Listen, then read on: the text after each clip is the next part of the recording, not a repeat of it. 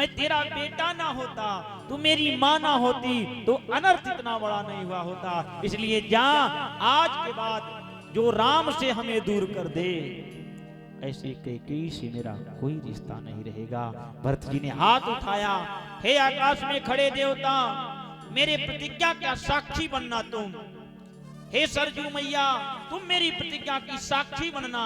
मैं अगर रघुवंशी हूँ तो मेरे खानदानी की रीत है, मेरे पिताजी ने निभाया है कि रघुकुल रीत सदा चली आई, प्राण जाए पर वचन न जाई। तो मैं रघुकुल का राजा भरत, दशरथ का बेटा, ये प्रतिज्ञा करता हूँ कि जब तक शरीर में प्राण रहेंगे, इस मुख से कभी कैकेयी के लिए माँ शब्द नहीं निकलेगा। मेरे प्यारे, कभी माँ शब्द नहीं निकलेगा। और अब ध्यान दीजिएगा, अब बोल रहे हैं, पेड़ काटी तैं पालऊ सींचा,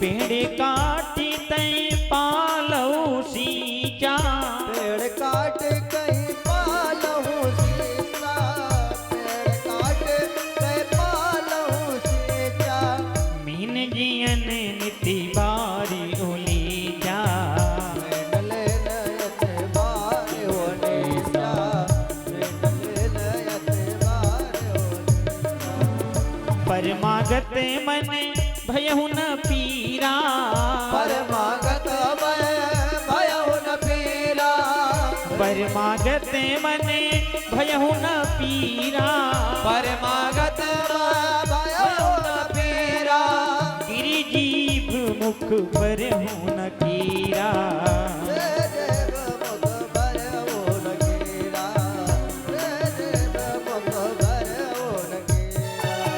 हे कैकेयी, पेड़ को काट कर पल्लव पर पानी डालो तो पल्लव हरा रहेगा। राम पेड़ है और उसी पेड़ की मैं एक शाखा हूं।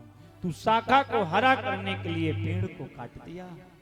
हे पापिनी, तेरे मुख में कीड़े नहीं पड़े ऐसे शब्द बोलते समय राम के लिए। तेरे मन में, अरे मैं तो तुझे कम मानता था, मुझसे ज्यादा तो राम जी तुझे माँ कह के दौड़ते थे। और मैंने देखा है जब कौशल्या मैया अपने स्तन का दूध राम जी को पिलाती थी तो राम जी रोने लगते थे तेरे स्तनों का दूध पीने के लिए। तूने जिसको अपने स्तनों का दूध पिलाया हो, उस राम को बन देते समय तुझे पीड़ा नहीं हुई, तुझे दर्द नहीं हुआ। ऐसा एक ही व्यक्ति के साथ होता है। कहा नागिन जो होती है वो अपने बेटे को काट लेती है, तो अयोध्या के लिए नागिन है। एक कह करके श्री भरत जी मुड़े, एक क्षण तेरा चेहरा देखना करोड़ों गौ हत्या के समान होगा। ऐसा कहते कहते भरत जी आगे चले। शत्रुघ्न भैया ने कहा अब कहाँ चलोगे? कहा एक जगह ऐसी है, एक अदालत ऐसी है जहां इस भरत को बरी किया जा सकता है, और दुनिया की कोई अदालत इस पापी भरत को बरी नहीं कर सकती। कौन सी अदालत है? कहा राम की जननी के सिवा और कौन अदालत हो सकती है? जिस राम ने मेरे लिए राजगद्दी को छोड़ दिया, जिस भाई ने मेरे लिए राजपाट को छोड़ दिया, उस भाई की माँ ऐसी हो सकती है जो मेरे सारे अपराध को छोड़ सकती है, बाकी कोई और दूसरा नहीं हो सकता। भरत जी है मैया माँ माँ माँ करते कौशल्या मैया के महल की तरफ चले। और बाबा लिखते हैं, भरत ही देखी माँ तू उठी धाई, भरत ही देखे मात उठ गाई, भरत ही देखे मात उठ धाई, भरत ही देखी माँ तू उठी धाई, भरत ही देखी मात उठ धाई, मूर्छित अवनी परी झैयाई, मूर्छित अवनी पड़ी जहिनाए। भरत कह के कौशल्या मैया दौड़ी हैं आज उठ करके, लेकिन शरीर इतना दुबला हो गया है कि रास्ते में चक्कर आया और गिर पड़ी। भरत जी दौड़ करके गोद में उठाया है कौशल्या जी को और कहा, मां मैं वही अभागा भरत हूं जिसके कारण प्रभु को वन में जाना पड़ा, लेकिन मां मैं तेरे चरणों की सौगंध खा के कहता हूं, मुझे राम जी के चरणों की सौगंध, मरे हुए पिता दशरथ जी की सौगंध है कि इस वनवास के कुचक्र में मेरा कोई हाथ नहीं था। मां जे अघमातु पिता गुरु मारे, जे अघमात पिता गुरु मारे, अघमात पिता गुरु मारे, जे अघमातु पिता गुरु मारे, जे अघमात पिता गुरु मारे, गाई गोष्ठ महिषूरपुर जा रे, गाई गोष्ठ महिषूरपुर जा रे, जे अघतिय बालक बध कीन्हे,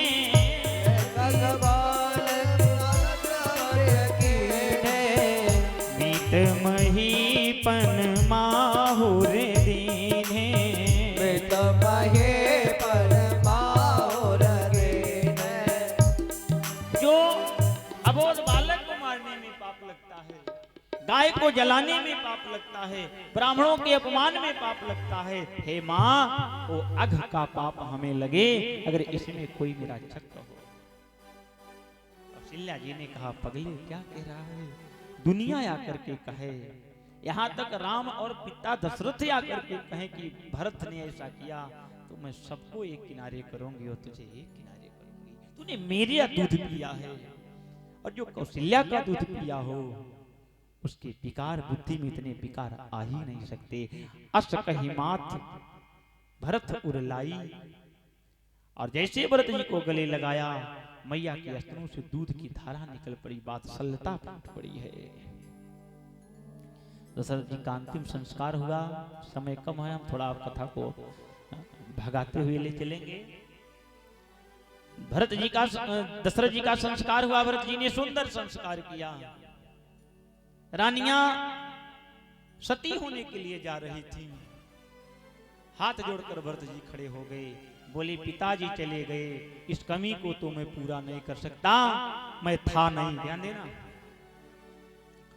भरत जी बोले जब पिताजी मरे तब मैं नहीं था, लेकिन अगर आप लोग मर जाओगी मेरे रहते हुए और 14 वर्ष के बाद भैया वापस आएंगे, कहेंगे भरत मेरी माँ कहाँ है, तो मेरे पास कोई शब्द नहीं रहेंगे। इसलिए मैया धीरज रखो, अगर इस भरत के कारण राम जी दूर हुए हैं तो इस सरजू मैया के तट पर पिता की राख को लेकर कसम खाता हूँ, एक दिन तुम लोगों को राम जी से जरूर मिलाऊंगा। ऐसा प्रतिज्ञा भरत जी करते हैं और सभी रानियों को जलने से बचाते हैं। दरबार लगा, वशिष्ठ जी ने कहा जिसको पिता ने राजगद्दी दी और राजा बने।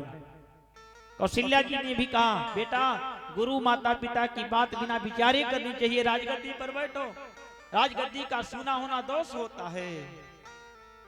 भरत जी ने कहा एक बात बता दीजिए। कहा क्या? कहा गुरुदेव आप जैसा गुरु जिसका हो और आप जैसा गुरु जब ये बात कहे तब मैं समझ लेता हूं कि उस देश में विधाता रूठ गया है, ब्रह्मा नाराज है। क्यों? क्योंकि गुरुदेव आप बताइए, आप कहते हो गद्दी पर बैठो और मैं एक चीज पूछता हूं कि राजगद्दी किसको मिली? भरत चरित्र की कथा का बोला जाए आधे घंटे में भैया, ये तो 9 दिन बोली जाए तब थोड़ी समझ में आती है। काहे राजगद्दी किसको दिया गया? आप कह रहे हो बैठने के लिए, याद करो घड़ी जब मेरे पिताजी हंसते हुए आपके पास गए थे और कहा था कि मैं राम को राजा बनाना चाहता हूं। मेरे पिता की इच्छा राम को राजगद्दी पर बैठाने की थी और गुरुदेव आप कह रहे हो कि मैं बैठूं। पहली बार राम जी को गद्दी पर बैठाने के लिए दशरथ जी ने आप ही से तो कहा था। मेरे पिता हमेशा राम जी को गद्दी पर बैठाने के बारे में सोचे। सुमंत से भी कहा था, रथ चढ़ाई दिखराई बन फिरे गए दिन 4 दिन का ही वनवास पिताजी ने दिया था। और एक बात बताओ, कहा क्या? कहा आप जैसा धुरंधर जिसका गुरु हो और उसके राज्य में उसके घर में इतनी विनाश लीला हो जाए और आप सब खड़े देखते रहे। ये भरत का चरित्र है, ध्यान देना। भरत धर्म है, धर्म धुरंधर। भरत धर्म की धुरी है और जब धर्म बोलता है तो उसके सामने कोई खड़ा और टिक नहीं सकता। ध्यान देना, ये भरत नहीं बोल रहा है, साक्षात भरत के रूप में धर्म ही बोल रहा है। कहा गुरुदेव आप निर्णय करिए। बोले किस चीज की? कहा कैकेयी की बात मानता हूं। कैकेयी ने क्या वरदान मांगा था? पहला वरदान मांगा था मेरी राजगद्दी। सुनहु प्राण प्रिय भामहुनी का, देहु एक बर भरत टीका और दूसर बर मांगहु कर जोरी, पुरवहु नाथ मनोरथ मोरी। का पहला वरदान मेरी राजगद्दी।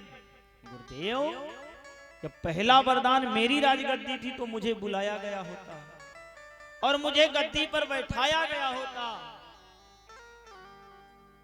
तब राम जी को वन निकाला गया होता, तब मैं समझता कि हाँ यहाँ नियम से काम हो रहा है। एक बार भरत राजगद्दी पर बैठ गया होता, फिर मैं देखता कौन माई का लाल है जो मेरे भैया को वन में भेज देता, कौन माई का लाल है। लेकिन आपने हमें गद्दी पर नहीं बैठाया, भैया को वन भेज दिया। नियम गुरुदेव आप तोड़ चुके हैं, तो किस नियम की बात कर रहे हैं? और दूसरी बात बताना क्या? एक बात और बताओ आप, किसी के सामने 1000 रखा हो और किसी के सामने 2000 रखा हो, तो बताइए बुद्धिमान व्यक्ति किधर जाएगा? माताएं बताएं ना, 2000 की तरफ जाएगा ना। समझाने की कोशिश कर रहा हूं, ध्यान देना, इसलिए पैसे से दृष्टांत दे रहा हूं। किसी तरफ 1000 की गड्डी हो, किसी तरफ 2000 की गड्डी हो, तो बुद्धिमान व्यक्ति जो होगा वो 2000 की तरफ जाएगा। किसी तरफ 1 पद हो और किसी तरफ 2 पद हो, तो बताइए विवेकवान व्यक्ति 2 पद की तरफ जाएगा। अयोध्या की गद्दी 1 पद है और मेरे राम